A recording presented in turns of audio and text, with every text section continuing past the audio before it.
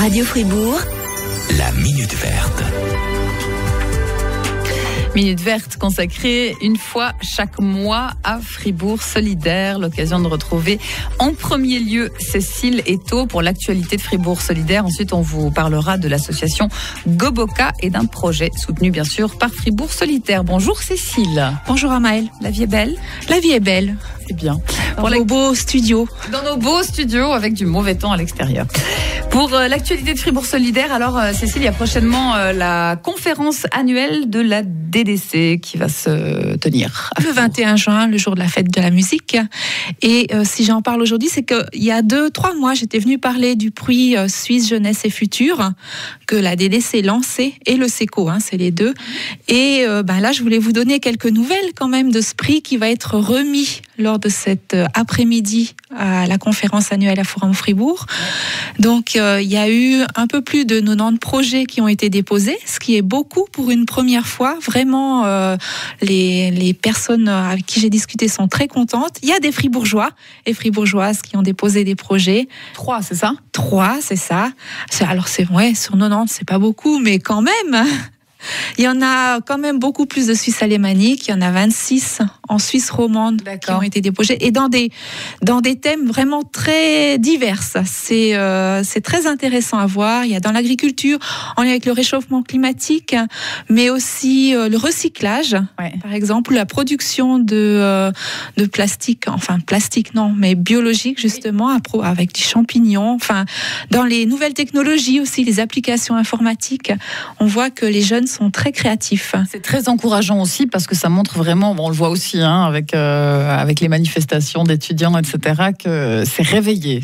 C'est réveillé et puis ils en sont conscients et c'est leur problème ça leur touche à cœur en tout cas.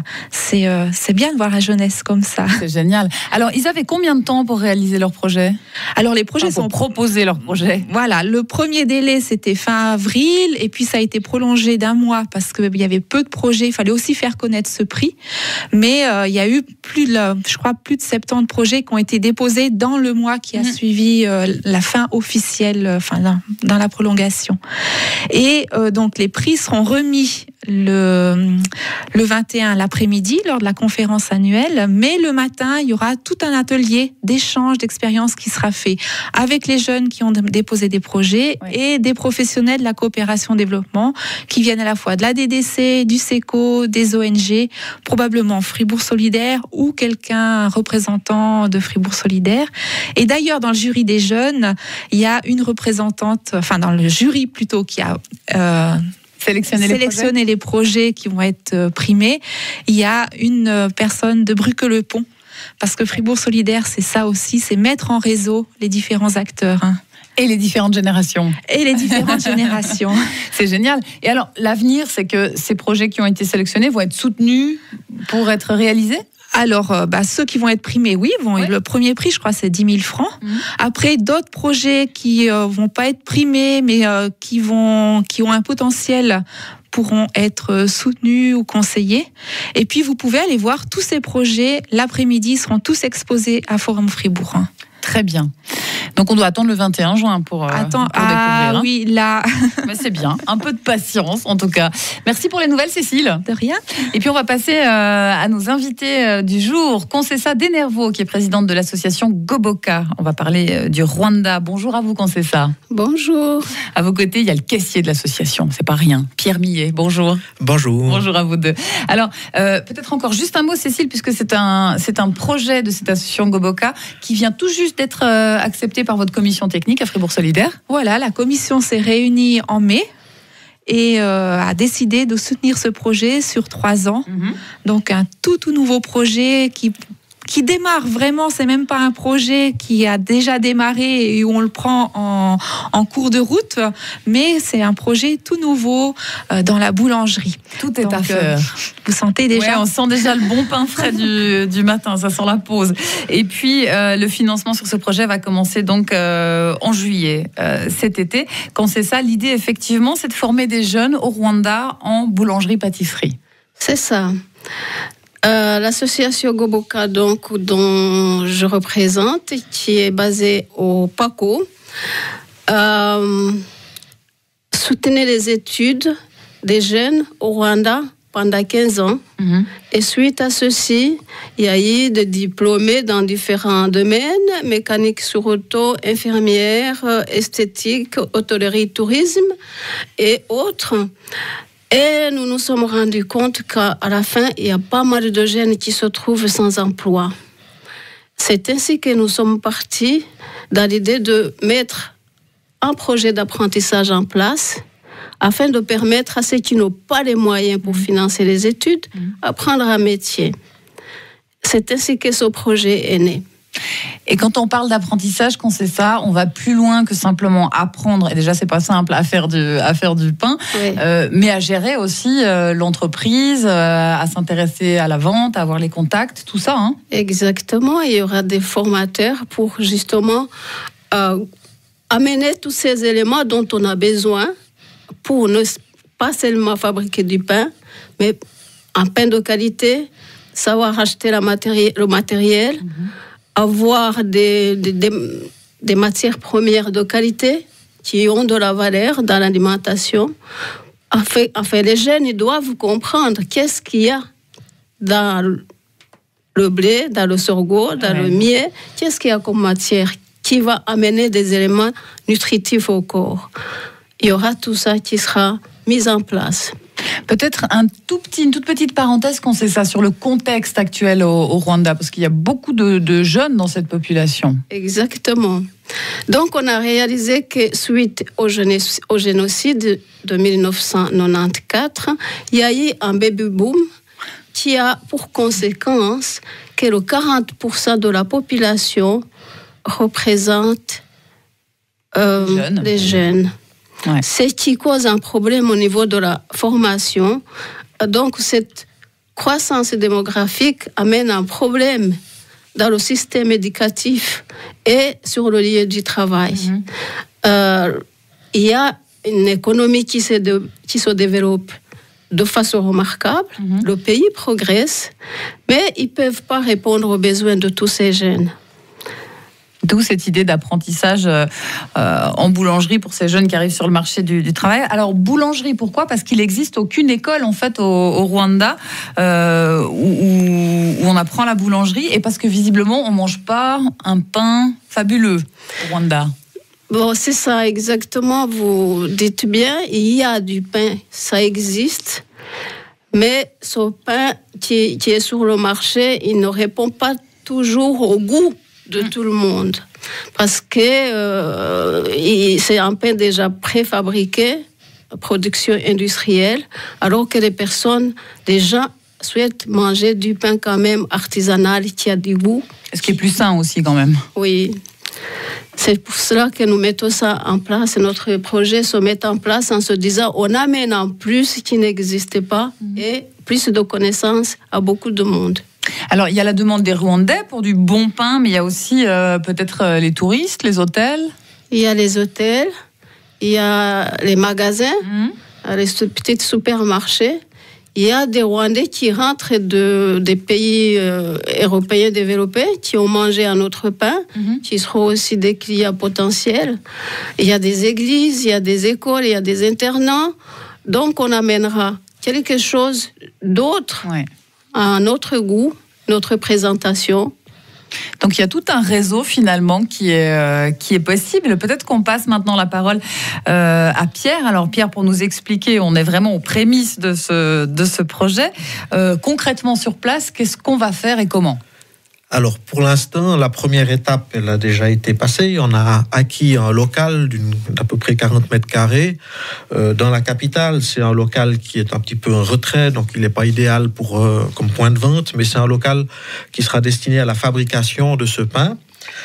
La prochaine étape, maintenant, c'est d'adapter ce local aux normes d'hygiène, parce que l'hygiène, c'est quelque chose qui est très important et qui est aussi très contrôlé dans ce pays. Il y a des inspecteurs, donc là, il faut absolument qu'on soit propre dans le travail. Donc là, il faudra aménager ce local, il faudra poser des carrelages sur les sols, sur les parois, de façon qu'on puisse les nettoyer facilement. Il faut qu'on amène aussi l'eau à l'intérieur du local. Actuellement, on a l'eau à l'extérieur, mais il faut avoir un bassin pour nettoyer le matériel. Donc ça, ce sera la prochaine étape à faire. On doit aussi rénover les sanitaires, aussi les WC, les douches pour les jeunes, pour les étudiants. Donc ça, c'est ce qui est prévu dans un premier temps.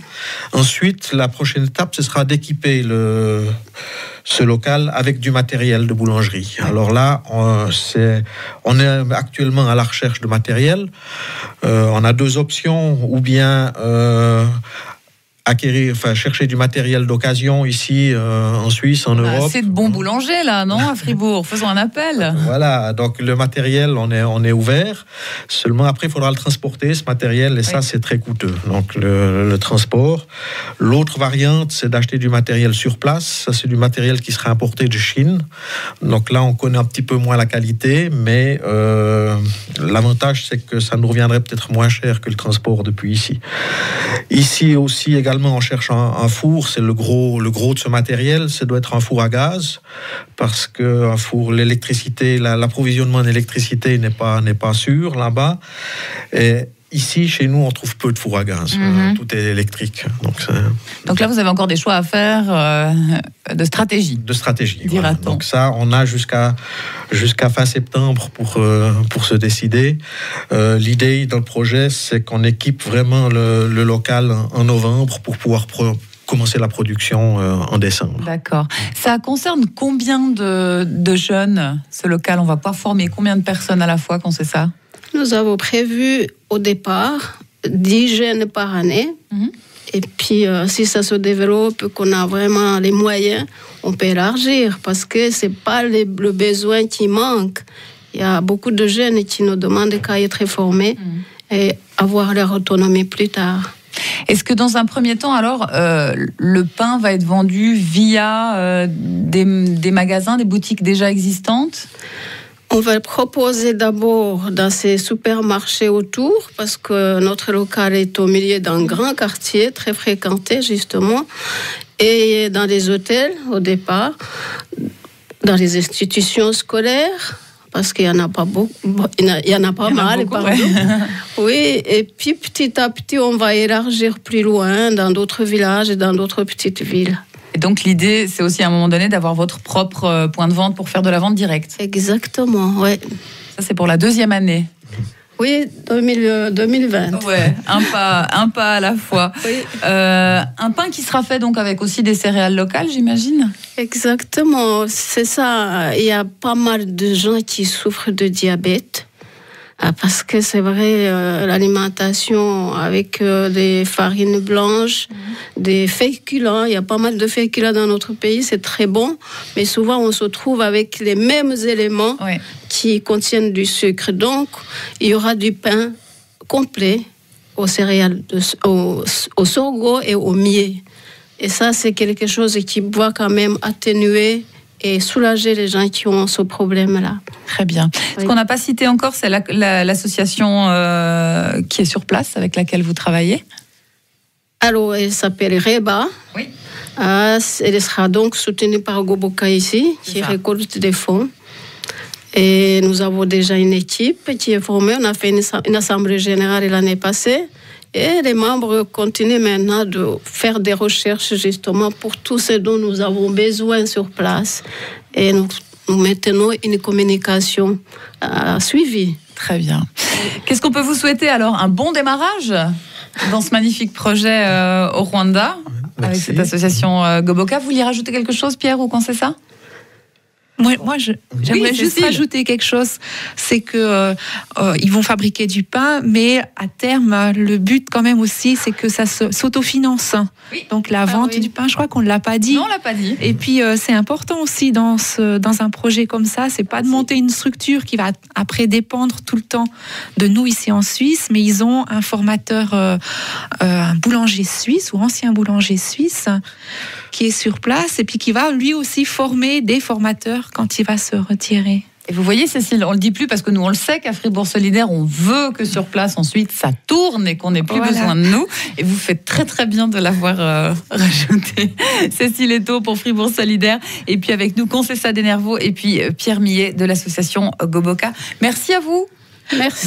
Merci, à bientôt. À bientôt.